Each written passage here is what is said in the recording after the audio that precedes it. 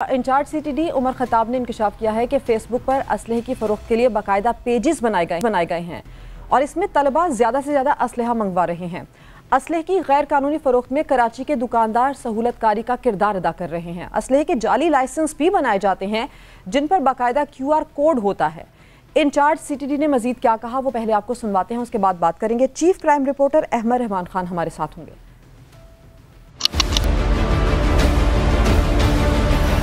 Facebook पे pages बने हुए हैं दर आदमखेल, पेशावर और उसके आसपास जो इलाके हैं जहाँ पर ये कारखाने बने हुए हैं असले के, जिनकी दर आदमखेल या मुख्तलिफ इलाकों में कारखाने हैं, उनके कराची में नेटवर्क है, यहाँ वेपन पहुँचाते हैं। ट्रांसपोर्टेशन जो कराची की तरफ हो रही है वो सारी इलीगल तरीके से कर रहे हैं। यहाँ की जो शॉपकीपर हैं उसमें कुछ शॉपकीपर हैं जिसमें मुलविस हैं, तो आपको रसीद बना के देते हैं और पंच लगाते हैं जी ये हमारी दुकान से बेचा गया। स्टूडेंट्स जो हैं वो ज़्यादा मंगवा रहे हैं वेपन, तो माँ बाप को भी चाहिए कि देखेंगे बच्चे के पास पिस्टल है, लाइसेंस है या नहीं। पहली बात है उसकी जरूरत क्या है। ये जो ग्रुप हमने पकड़ा है इसे तकरीबन 18 से ज़्यादा हमें पिस्टल मिले हैं और अगर आप पिस्टल की क्वालिटी देखें, अब ये फुली ऑटोमेटिक है, ये ब्रस्टेड है, ट्रिगर दबाएंगे तो जितना भी मैगजीन है सारी गोली निकाल देगा। इसमें 14 वाला मैगजीन भी है और इसमें 24 वाला मैगजीन भी है। अब कलाशनिकोव से ज़्यादा खतरनाक वेपन ये दो हो गया।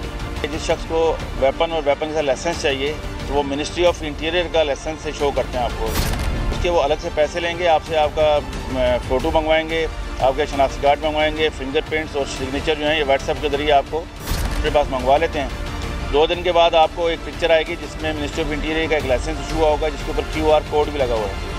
इंपॉर्टेंट चीज़ ये है कि जब अपना QR कोड आप स्कैन करते हैं तो वो बिल्कुल आपको ओरिजिनल लगता है, जबकि वो फेक लाइसेंस होता है।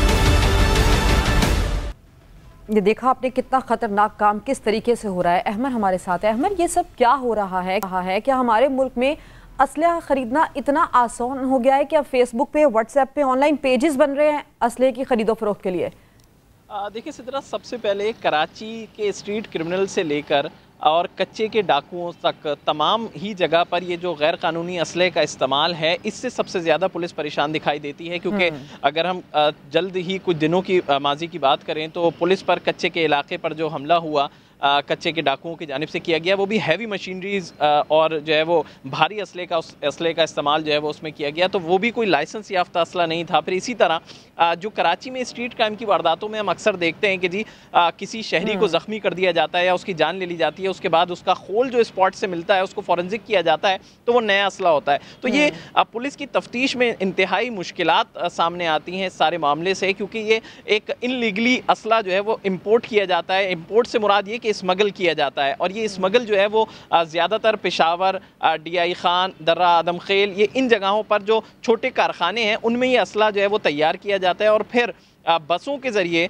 हैरत अंगेज़ बात यह है कि कराची ये असला जो है वो मुंतकिल कर दिया जाता है और कोई इतनी ज़्यादा कोई चेकिंग या रोक टोक नहीं है कि वो यहाँ तक असला पहुँच जाता है और उसके बाद उसको बासानी फ़रोख्त भी किया जा रहा होता है, जाली लाइसेंस बना के फ़रोख्त किया जा रहा होता है। ख़ास तौर पर ये जो कार्रवाई की गई है CCTV की जानिब से, ये इसलिए भी अहम थी क्योंकि IG सिंध की जानिब से अहकामात जारी किए गए थे कि इनलीगली जो असला शहर में स्मगल होकर आ रहा है उसकी रोकथाम जो है वो बहुत ज़रूरी है, उसका नेटवर्क ब्रेक करना बहुत ज़रूरी है। लेकिन पहले भी पुलिस कार्रवाइयां करती है, उसके बावजूद भी गैर कानूनी असलहा फरोख्त करने वाले कैसे अपना कारोबार चमकाते रहते हैं? ये धंधा किस तरह चलता रहता है कार्रवाइयों के बावजूद भी?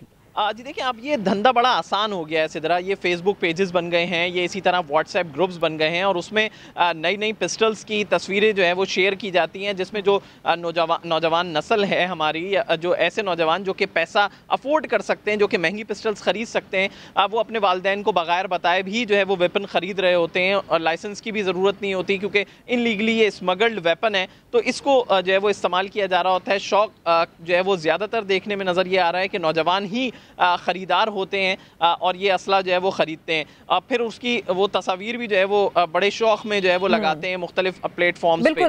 तो वालिदैन को भी नज़र रखने की ज़रूरत है। इसी जानिब आ रही थी कि अक्सर क्राइम की वारदात के बाद जब आप ये वाक़यात रिपोर्ट करते हैं, CCTV फुटेजेस आती हैं, छोटी उम्र के बाइक सवार होते हैं जिनके पास असलहा होता है, फुटेज सामने आ जाती है। अक्सर टिकटॉक पे भी हम देखते हैं कि नौजवान तालिबे इल्म किस तरह से असलहा लहराते हैं, नमूद नुमाइश इसकी करते हैं। तो क्या कहा जा सकता है कि ये वो जरिया है जिससे तालिबे इल्मों को, नौजवानों को असलहा मिलता है? अच्छा देखिए जी, इसमें दो चीज़ें हैं। एक तो वो नौजवान हैं जो कि पढ़े लिखे भी हैं, लेकिन उसके बाद पैसा उनके पास ज़रूरत से ज़्यादा है या वालिदैन की जानिब से दिया गया है, तो वो उसको शौकियन असला जो है वो ख़रीदते हैं और सिर्फ तशहीर करने के लिए, तस्वीर खिंचवाने के लिए वो उसका इस्तेमाल करते हैं। लेकिन एक तरफ वो हैं स्ट्रीट क्रिमिनल्स जो असला गैर कानूनी तौर पर स्मगल्ड होकर उनके पास पहुँच रहा है, वो उसको चंद हज़ार रुपये में ख़रीदते हैं और फिर उसको वारदातों के लिए इस्तेमाल करते हैं। तो दोनों ही जगहों पर ये स्मगल्ड वेपन है। और साथ ही साथ इसमें सबसे खौफनाक बात यह है कि आज की प्रेस कॉन्फ्रेंस में ये बताया गया कि जी जो दुकानें शहर में खुली हैं जो कि लाइसेंस याफ्ता असला बेचने के लिए बनाई गई हैं, वो भी गैर कानूनी असला जो है वो फ़रोख्त करते हैं। और उनके कुछ रिश्तेदार जो कि वहाँ मुकीम हैं, जिन इलाकों का हमने नाम लिया, DI खान में, दर्रा आदम खेल में, वो वहाँ पर छोटे कारखानों में वो असला बनाते हैं और उसको बाकायदा डिलीवरी भी करवाई जाती है, कराची मुंतकिल करते हैं और फिर यहाँ बेचते हैं।